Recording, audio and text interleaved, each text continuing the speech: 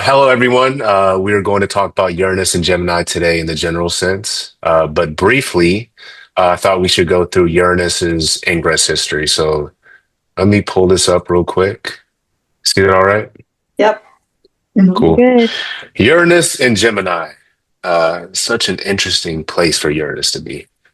So it's recent ingress history. So it first ingress into Gemini on July 7th, 2025. Um, And if anything, that would be like a preview of like what is to come, like what is right now. So Uranus ingressed into Gemini for good on April 25th, 2026, so not too long ago. And then Uranus moves into Cancer from August 3rd, 2032 to December 12th, 2032. And then it'll ingress into Cancer for good on May 22nd, 2033. So Uranus takes about, I think, like 7 years for it to go through a sign. So it moves pretty slow because it is um, very, very, very far away from the sun. So some quick Uranus facts to kind of like set our foundation of what the planet reflects. So Uranus was discovered in 1781, and we were talking about this briefly about how monumental that was because it challenged all the pre-existing beliefs of our solar system. It was like, oh shit, here's a another planet in our solar system that we didn't even know about. And then subsequently, you have Neptune and Pluto, of course. But Uranus was kind of like the beginning of that, and it kind of speaks to its erratic nature. Uranus is extremely far away from us, at about 1.8 billion miles, which is why it's considered one of the outer planets in astrology. Uranus is the coldest planet in our solar system, with an average temperature about negative 320 degrees Fahrenheit. And I thought that was pretty cool because it's actually still colder than Neptune, even though Neptune's like way further away. Uranus rotates on its side, reflecting its strange and unconventional nature. Uranus moves extremely slow from an astrological perspective. And we were talking about this a little bit earlier about how it takes about 7 years to go through each sign. And each pole goes through 42 years of continuous sunlight, followed by 42 years of darkness through its 84-year orbit. So, all in all, putting this together, you realize that Uranus is a lot different than some of the planets that we may have talked about before, and we're going to be get into the keywords from an astrological perspective about what Uranus can reflect. Thank you, Brett. Um, in order to understand Uranus and Gemini, we want to just keep looking at Uranus a little bit deeper. So Uranus brings impulsiveness. So we can just see a lot of like very quick decisions, people making quick decisions. It's amplifying, so it can like really heighten its expression or the way it expresses in your chart, wherever that may be in your signs, the full sign house.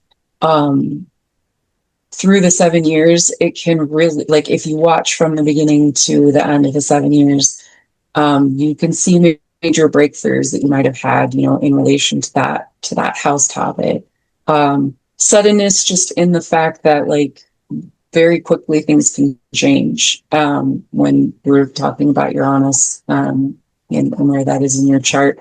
Freedom and liberation, just to me, this really looks like breaking free, or moving beyond like traditional patterns or the status quo.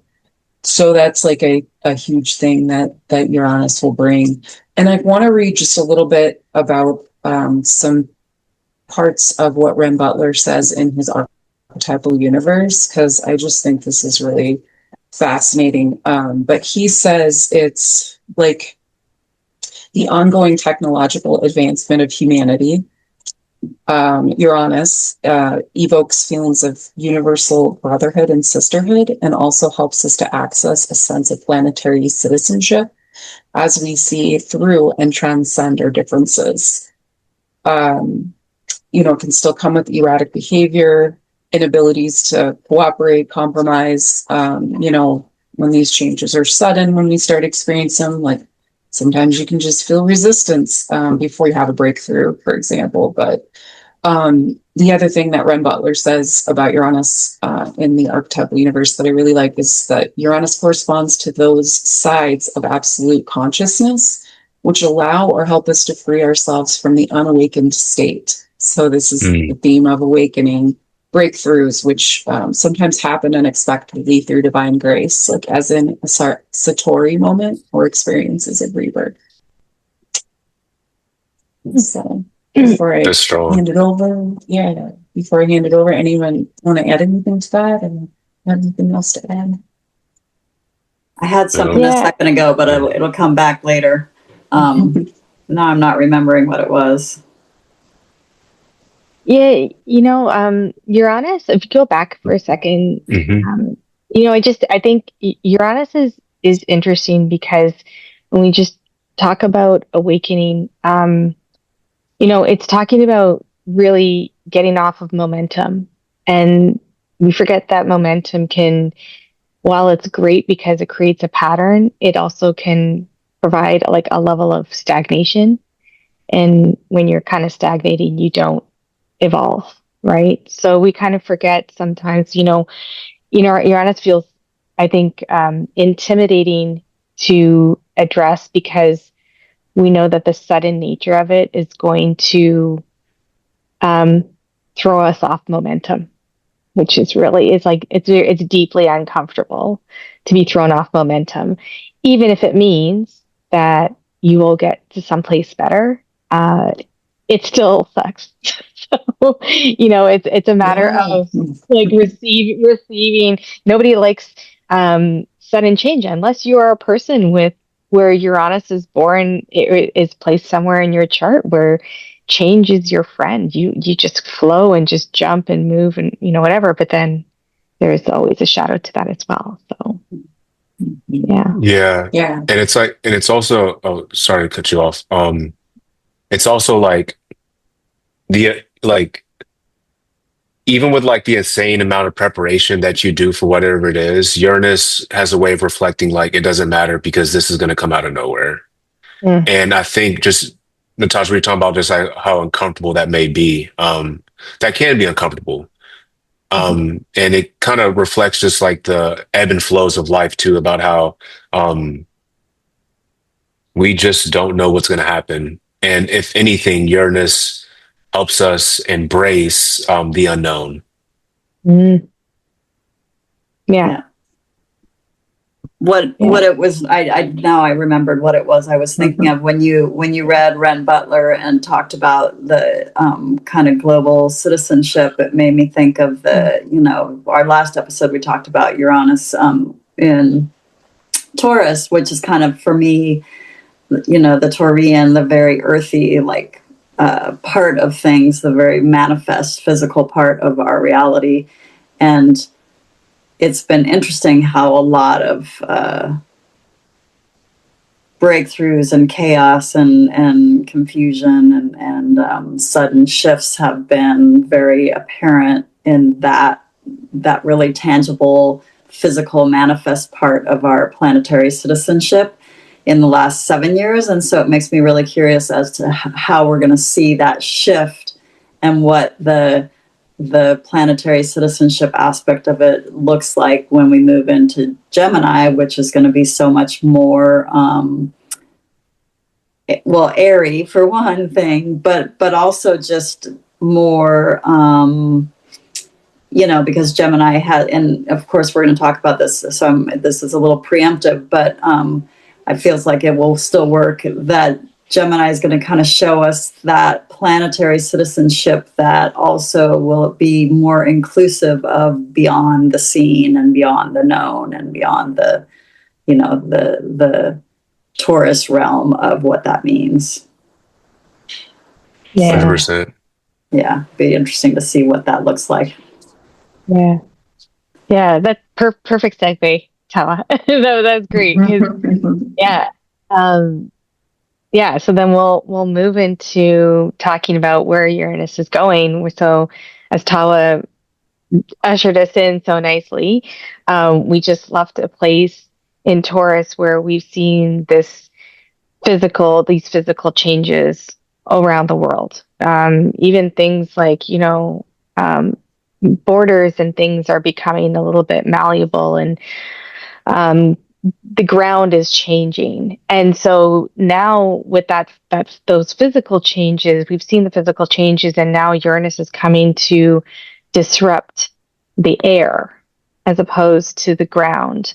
And when we look at it coming into an air element, then we're looking at cognition. And so before I get into Gemini, I'll just talk about the ruler of Gemini, which is Mercury. And so the god Mercury is the messenger of the gods, and he rules both Gemini and Virgo. And Gemini comes first before Virgo in the zodiac wheel. And so when you look at Mercury, Mercury is the collector of all of the thoughts and the conceptualization of expression and emotion. If you think about the moon as being the fastest planet that moves around, and it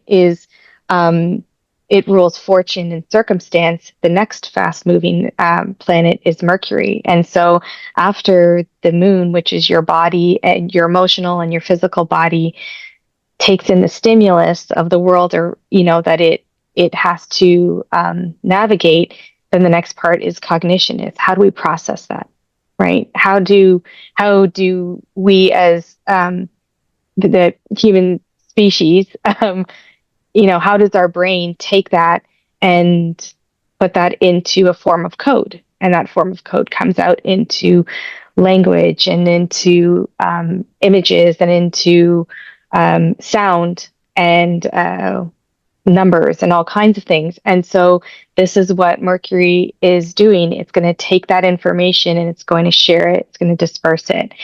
It's going to transmit it. And so when we were talking about Uranus going into this sign that's ruled by Mercury, we're going to see this kind of disruption to things that we look at as code, and things that we use as a form of communication. So some of the significations before I move forward about Gemini, just looking at Mercury in itself, when I think about trying to really simplify Mercury, is I think of multiples, because Mercury is always looking for more. It is a curious god, and it's looking to understand and explore the world around it and take in the information and jot it down and then share it with somebody else. It's fast moving. And so we think about how your mind works, and your mind works so fast sometimes you can't catch all your thoughts. When we get to Gemini, this will make a bit more sense, but Mercury also indicates turning points. So it rules the two signs, Gemini and Virgo, where there is a transition or a change from light to dark. And so in Gemini season, by the time you get to the end of Gemini season, the sun is about to turn. It's going to reach its peak in Cancer, and it's going to turn, and it's going to move from the light of the light season to the dark of the light season. And this is, from Adam Ellenboss's year one course that he taught us, and showed us this beautiful image of how we see the zodiac in terms of the rising of the sun in the sky. And so that turning point that happens both in Gemini and in Virgo is significant, because it also indicates about Mercury being a god that has a turning point to it. It can be a hybrid. It can adapt. It can be flexible and change. And when we look at it being both Gemini and Virgo being mutable signs or double-bodied signs, it means it takes on two natures. So it's important to see that with Mercury, there's a lot of adaptability, a lot of flexibility.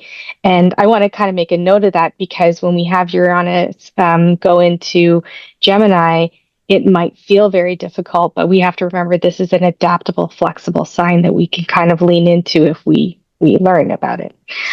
One of the last things I put in is, I had to say this because as we get to Gemini, it makes more sense, is I put in the slide is but dot, dot, dot. And I say this with Mercury because I feel like with all the other signs, there's a bit more maybe of an absolute nature, but with mercurial signs, I think I'll say this from being a mercurial person. I'm always like, but what about this? But, there's always this kind of lean into there's another option or there are more options, which is the idea of Mercury looking at multiple parts or many parts. Brett, if you want to move on to Gemini and then I'll go through. So when we look at Mercury being the ruler of Gemini and Virgo, its domicile is in both Gemini and Virgo, and it's exalted in Virgo. But in Gemini, it is a young male masculine sign. It's forward moving, action oriented. It's double bodied, and as I mentioned, that it indicates that turning point from the sun in the height of the sky to start to turn as it's about to descend after the solstice in Cancer.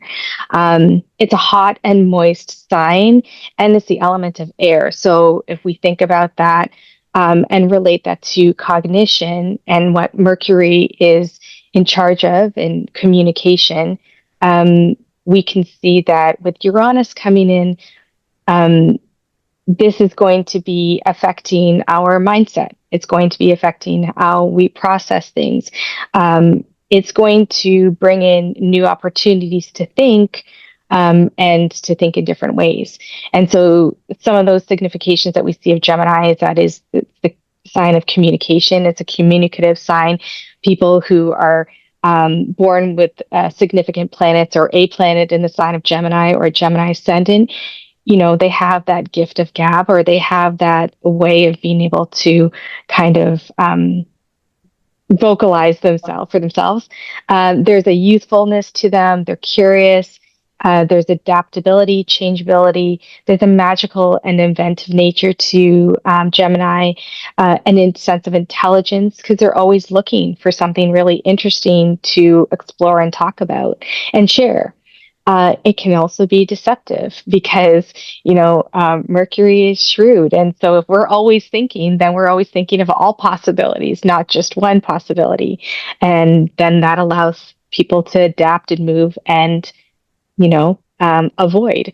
Gemini also represents the mind, and it's very deconstructive. So when I look back to Mercury being a god of working with many parts, I know that Adam had mentioned a really great analogy he got from another student, which was looking at a puzzle, and all the puzzle pieces are the individual small pieces that Gemini and Virgo would love to take and look at and analyze and sort through and talk about and piece together, but they don't care about piecing it together as a whole. They're just looking at those parts. And as a reminder that both, Gemini and Virgo are being mutable signs, they oppose the other two mutable or double-bodied signs that are ruled by Jupiter, which is the planet of coherence. So while Gemini wants to deconstruct into small parts, its opposite Sagittarius wants to pull it together and make something coherent. And so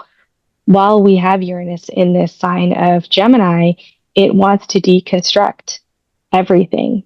And I think we are in a place in our world right now where there has been so much that has come to the surface and called into question that this is going to be the 7 years of questioning, asking a lot of questions. But I think I think people are asking the questions, but I don't necessarily know if people are willing to hear the answers, or people are willing to look for the answers or look for multiple answers. Because as we have learned many times, Adam has said this, is that two things can be true. There can be multiple truths. And I think maybe this, with Uranus going into Gemini for the next 7 years is, maybe we look at, as a society, we are going to start accepting multiple truths, right?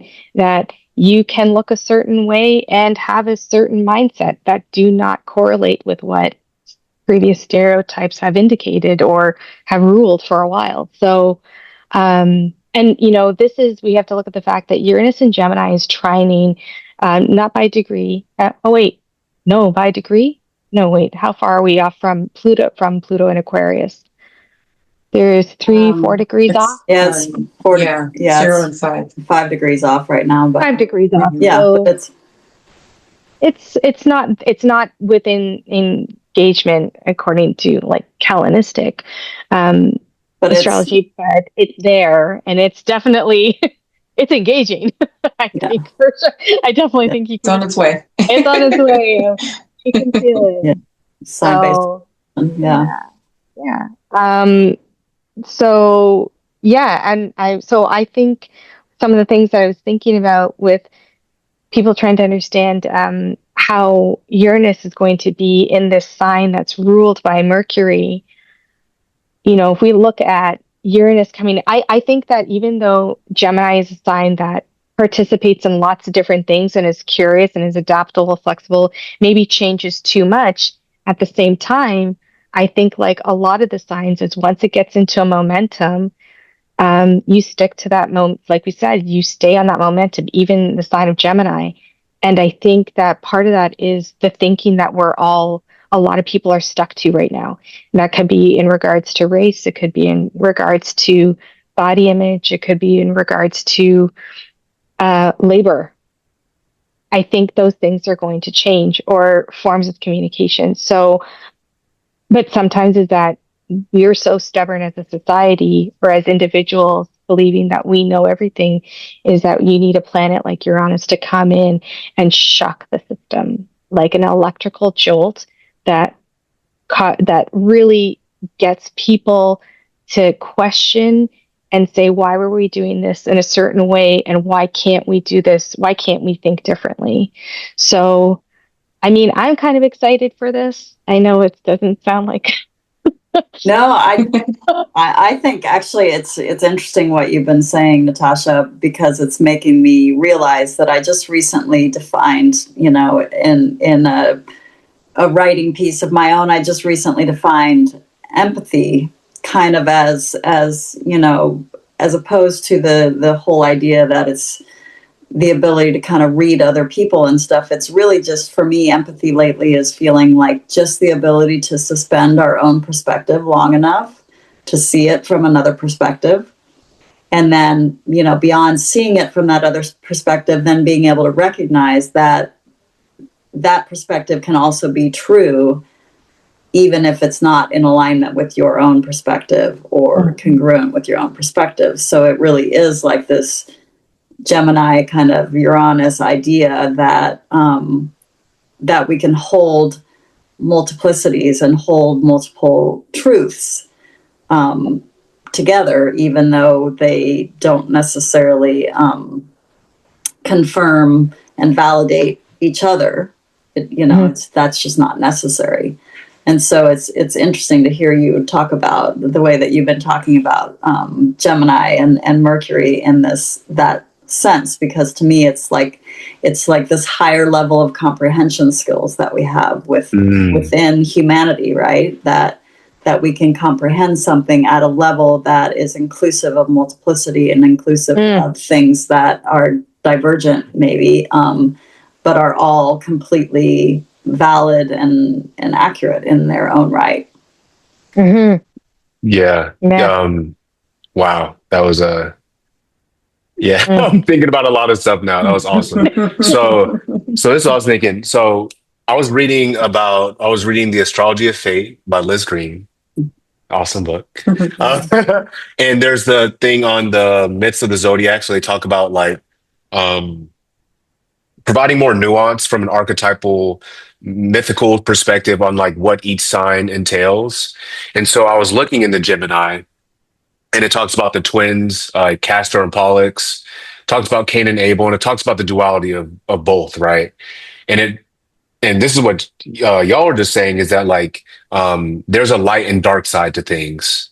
Um, and so some of these twin relationships aren't they're like they're suitable for each other because they have to understand each perspective, and that's how they're able to work.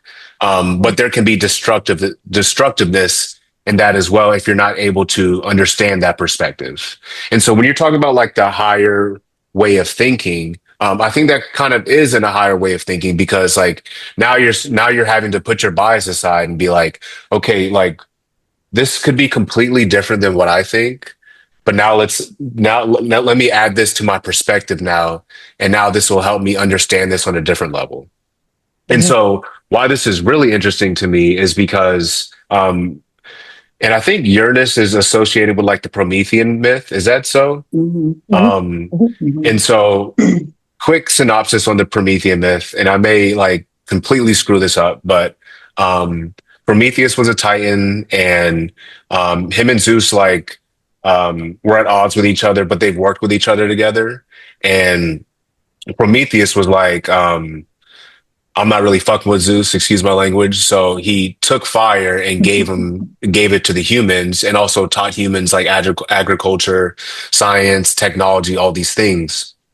And Zeus was like, "No, this is like you're getting punished for this." So he put him up in the Caucasus Mountains, I think, put him onto like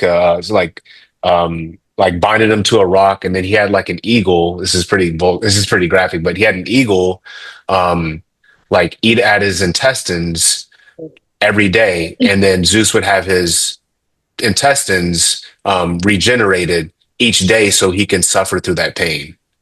And so to bring it all back, there's the gift of giving us all this new technology. And I think like what Mm. Uranus and Gemini is going to be a lot of is like AI, just new ways of thinking, new ways of working with things. Um, but there's also a price to pay for that as well, if not handled correctly. Mhm. Um, Mm. and I don't mean to be like fear mongering and stuff like that, but I think there's some Mm. like truthfulness to what that may bring.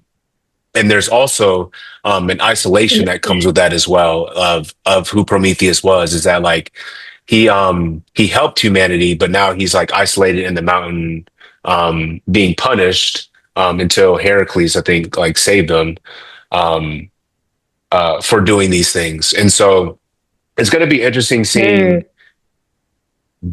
Gemini bringing both sides to things, like the light and the dark to something. And Mm. then Prometheus, the Promethean archetype in Uranus of like, here, we're going to give you guys something completely new that can help y'all be like way more efficient, but this can also be extremely dangerous as well. Mm. Mm. Yeah. So Yeah, no, that's fantastic. No, that's now you got my brain going. Mhm. No, that's fantastic. And oh my goodness, I want to respond to that, but I was thinking about how it reminds me about you were saying about about being comfortable with the unknown as well of Uranus, Brett. You were mentioning about this is, or this was attempting to be. shift, Yeah. right? Yeah, Attempting for to sure. be, and this is like, yeah. And it's funny about, you're right about that, the shadow sides and the positive that'll come out of Gemini. You're right, that is going to 100%. I don't think it's fear mongering at all, by the way.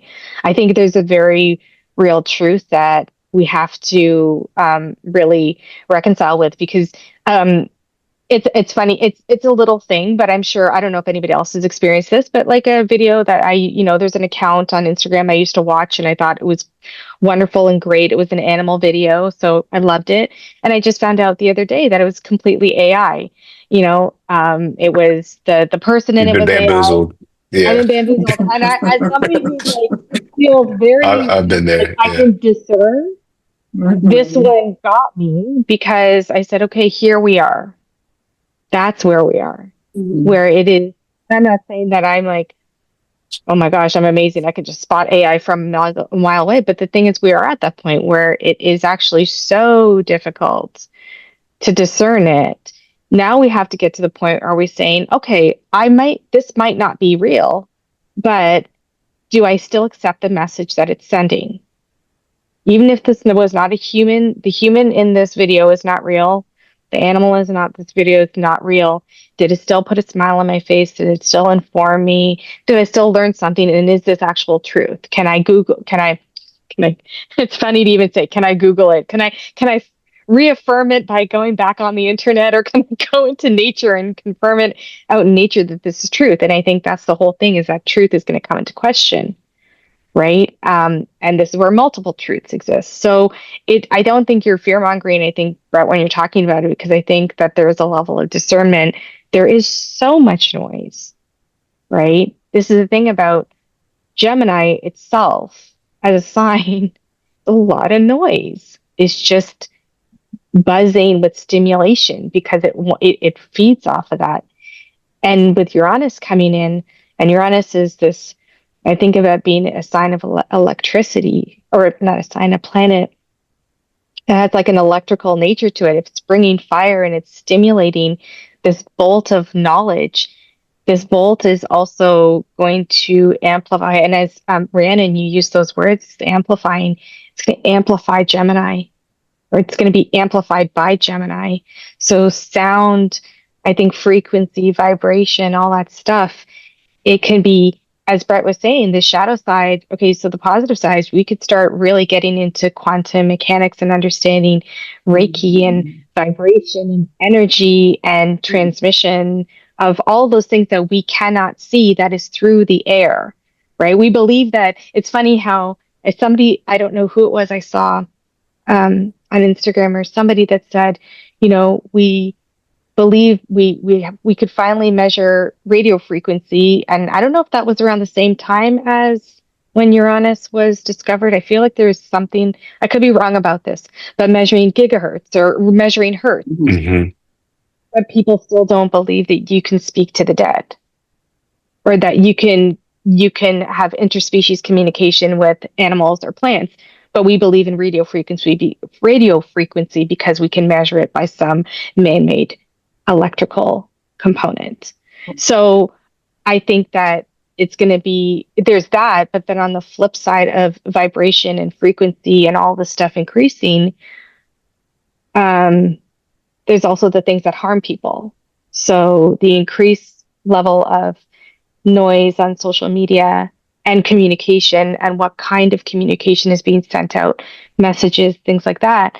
But also I think about how they're using radio frequency as like in the military, or not radio frequency, but frequency and vibration as tactics in the military and things like that. So there's a lot of range that it can go. But I also think that if you think of the positives, you can come up with a positive action to share to the world, sort of thing, right? So Yeah. Right. Yeah. There is the good and bad in all of it. But I was just thinking, like, breakthroughs in quantum physics and like our understanding of that could definitely like create that break away from traditional patterns, and the status quo changes when things like that happen. That's so cool that Natasha, that you brought that up, because I could definitely see just our understanding of energy and how we experience it be more broadcast and be more like, it's more like we can all see it. It's obvious to all of us. It's like to the forefront of the mind, and we have been awakened. So no doubt. It made me think right away of the quantum entanglement, where that you can, what's happening here will just be reflected here. And especially being in an air sign, because, the way that I perceive it is just that, there's the field, and we're all in the field. And so it doesn't matter where you are in the field that you can activate or tap into, or, encounter and interact with some other part of the field, and so, and of course, air is just one of the better materials through which to accommodate that, so being an air sign, it's gonna be easier for people to just to notice it. It's not that it hasn't been happening. It's just easier for it to be more apparent. Yeah. Like Gemini brings that blueprint up and spells it out for everyone and says, okay, this is how we read it now. Like, this is, here's the transcript. There's that would explain.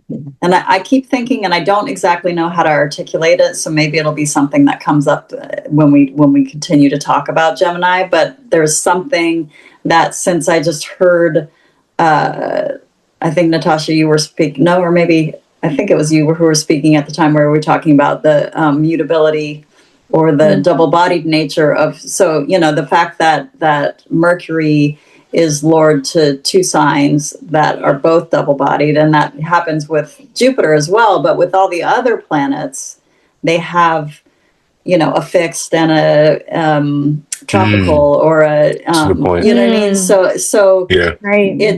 there's something about that's super magical, because it just kind of really hyper emphasizes the mutability of it, or the double-bodied nature of it, that that Mercury has chosen to only express in this double-bodied, multiple way of interacting with the world, that you can't put it into a fixed format, and you can't put it into a cardinal, like, initiatory sort of, that's just its nature. And so every way in which it interacts with the world is going to be with that nature.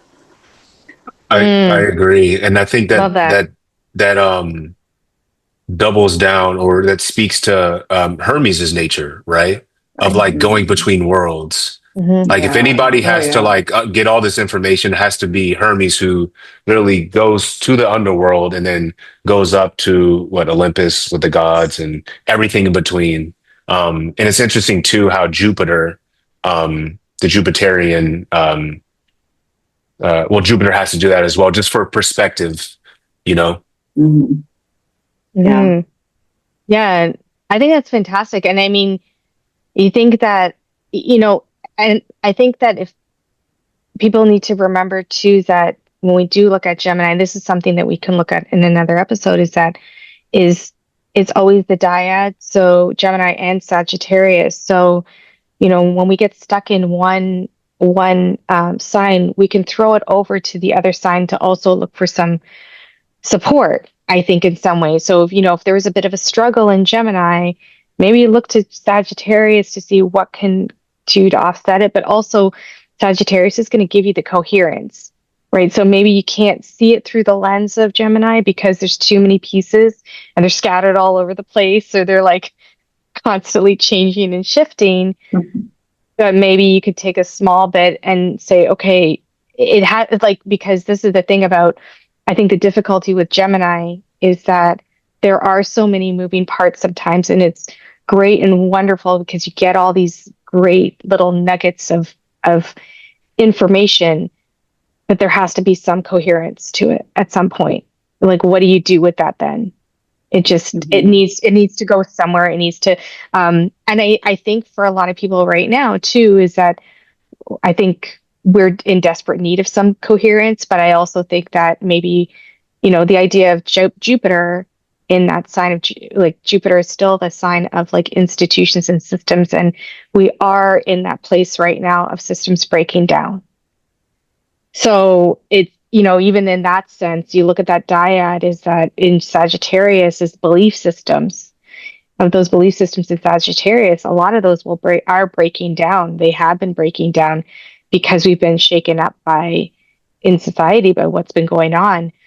And so there's almost like, we talk about that fragmentation, people like souls that get fragmented. There's a lot of fragmentation, I think, right now. So like almost like floating pieces, but it might be helpful that when Uranus comes in, it zaps it with this electricity of, there's a new way of approaching this. Yes, there are some very difficult, very, very difficult things happening in the world. But how do we not let it crush us and keep us down? But how do we take it and learn and move forward from it? So yeah, now my brain is traveling off into like Gemini land. So like, but this is, it is, there's something, it's just to try to find some sense. And sometimes, as Bert was saying, like sometimes you can't make sense of it. Sometimes you have to, actually there, and that's the thing about Sagittarius. Sometimes you just have to have faith. Yeah. Faith Well, I in also, sorry. No, go ahead. I just wanted to add in, because it just made me think about, since we're talking about the movement of Uranus, and now it's ingressed to stay in Gemini, and yet it I forget the exact date. Was it July that it went in for? It dipped in for a little while and then went back out. And in preparation for this conversation, we were talking about nervous system stuff, and so that's just kind of like a practical, like how to bring this all to home and what to apply and how to do it. And I think for me personally, I've really, really had to pay very, very close attention to my grounding practices and rooting practices of just like really, really connecting myself with the earth, with my own body, with, just being really present and rooted in this plane to be able to kind of combat some of the nervous and chaotic kind of nervous system symptoms that can be pretty present right now.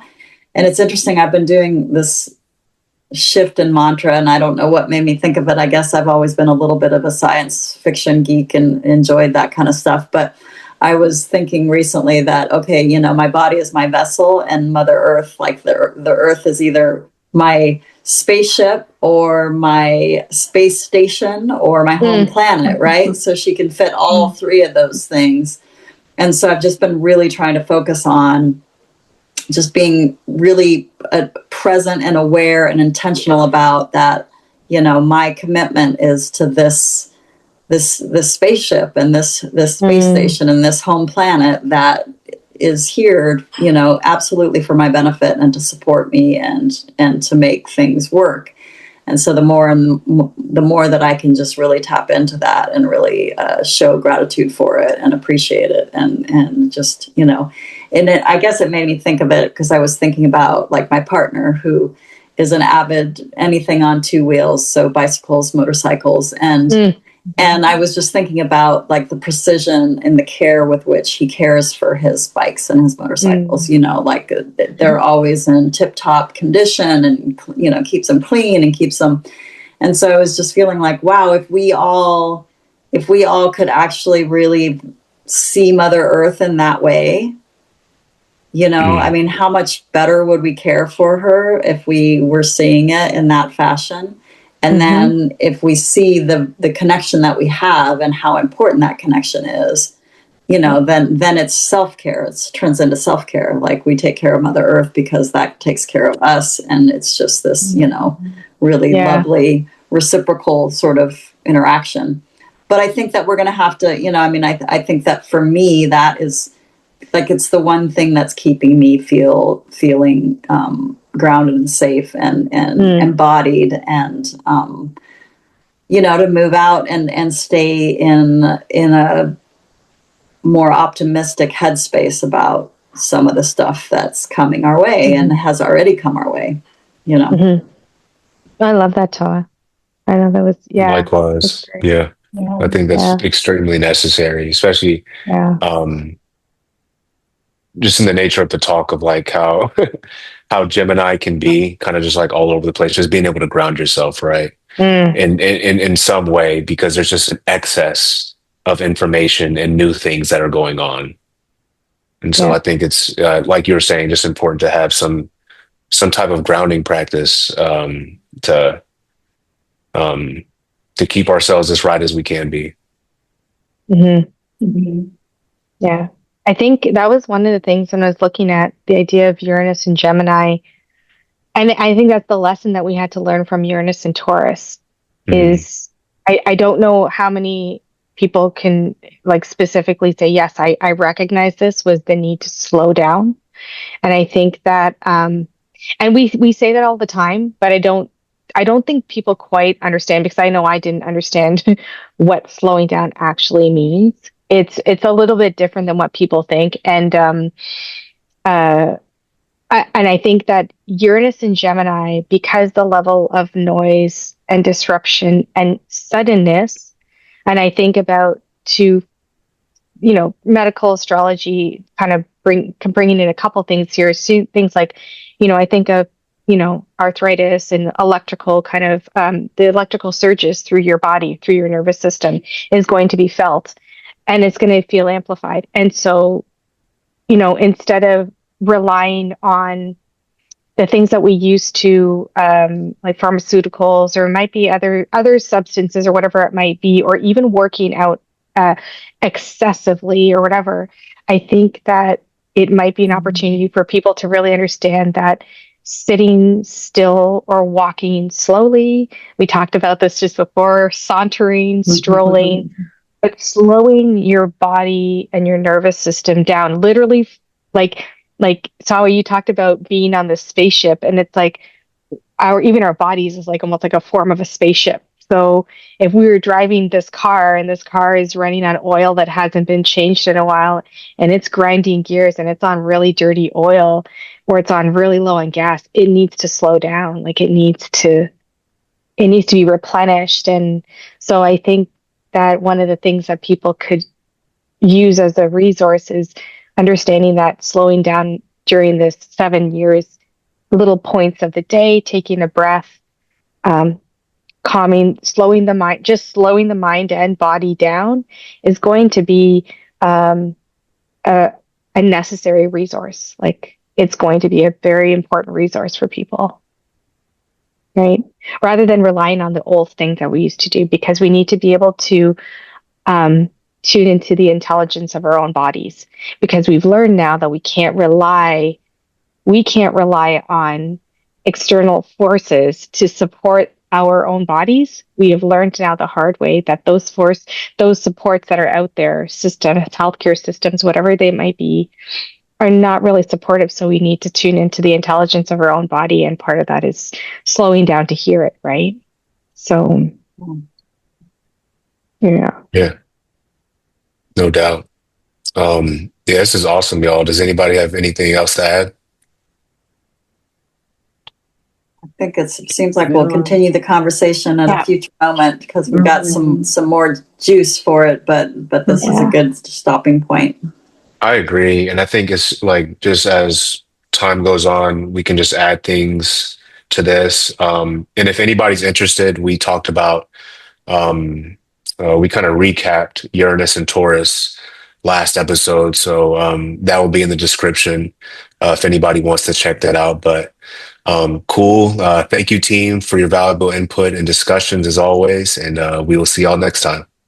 Thanks, everyone. All right. Bye. Bye.